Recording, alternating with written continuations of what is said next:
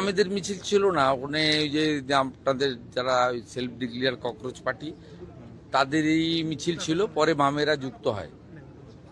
তা আমি ধন্যবাদ জানাবো পশ্চিমবঙ্গে যারা এই নিট আন্দোলনের পার্ট ছিল, তারা এই ঘটনায় একেবারেই যুক্ত নয়, আমরা ভালো করে দেখেছি এবং তারা সোশ্যাল মিডিয়াতেও দিয়েছে যে সাংবাদিকদের উপরে বর্বরচিত আক্রমণ এবং এই ধরনের ঘটনার সঙ্গে যারা যুক্ত তাদের দায়িত্ব তারা নিচ্ছে না। তারা সোশ্যাল মিডিয়াতেও দিয়েছে, আমাকে কলকাতা পুলিশের সিপি সব পাঠিয়েছে, দেখেছে। এই এই শক্তিটা কমপ্লিটলি বিদেশি শক্তিদের দ্বারা মদতপুষ্ট হতে পারে, তদন্তকারীরা বলতে পারবেন। কিন্তু যেভাবে সংবাদ মাধ্যমের কর্মীদেরকে মেরেছে, রক্তপাত করেছে এবং প্রাণঘাতীর চেষ্টা করেছে, তার বিরুদ্ধে ব্যবস্থা 7টা মামলা হয়েছে। সব মামলা কিন্তু রিপোর্টাররা করেছেন। পুলিশ 2-1টা সুমোটো মামলা করেছে, কিন্তু রিপোর্টাররাই এগিয়ে এসে করেছেন। এই প্রথম পশ্চিমবাংলায় রিপোর্টাররা বছরের পর বছর ধরে আক্রান্ত হয়েছে। 23-এর পঞ্চায়েত ভোটে কি অবস্থা হয়েছে আপনারা দেখেছেন, 22-এর পুরো ভোটে কি হয়েছে, ভাঙড়ে কিভাবে পিটানো হয়েছে, সন্দেশখালীতে পিটানো হয়েছে, অভয়া আন্দোলন, আরজিকর আন্দোলনে কিভাবে মার খেয়েছে রিপোর্টাররা, কিভাবে রক্তপাত হয়েছে।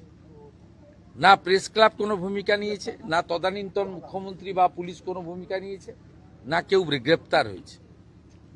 কিন্তু এবারে আপনারা দেখেছেন, আমরা গণতন্ত্রের 4র্থ স্তম্ভ শুধু ভাষণে বলি না, কাজও করি। আমি তৎক্ষণাৎ পিজিতে ছুটে গেছি এবং রিপোর্টাররা সাহস পেয়েছে, তারা এগিয়ে এসে এফআইআর করেছে, মেডিকেল করেছে।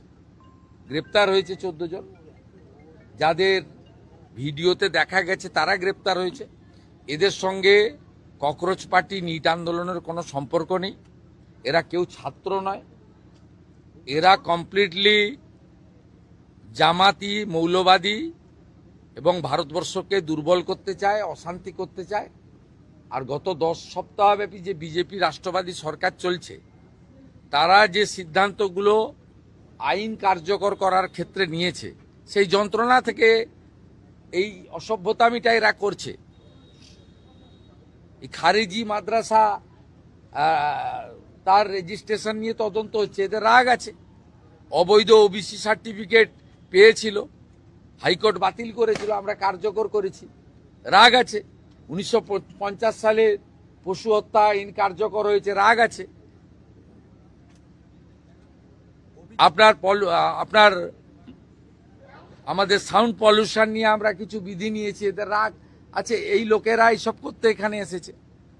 প্রধানমন্ত্রীর ছবিতে লাথি মারা, মুখ্যমন্ত্রীর ছবিতে লাথি মারা, প্রধানমন্ত্রীকে ব্যক্তিগতভাবে যে ছবি মানে চোখে দেখা যায় না, এটা আন্দোলন নাকি? আর দিল্লিতে তো ওরা অ্যালাউ করেনি, বা অন্য জায়গায়। আজাদি আজাদি কি?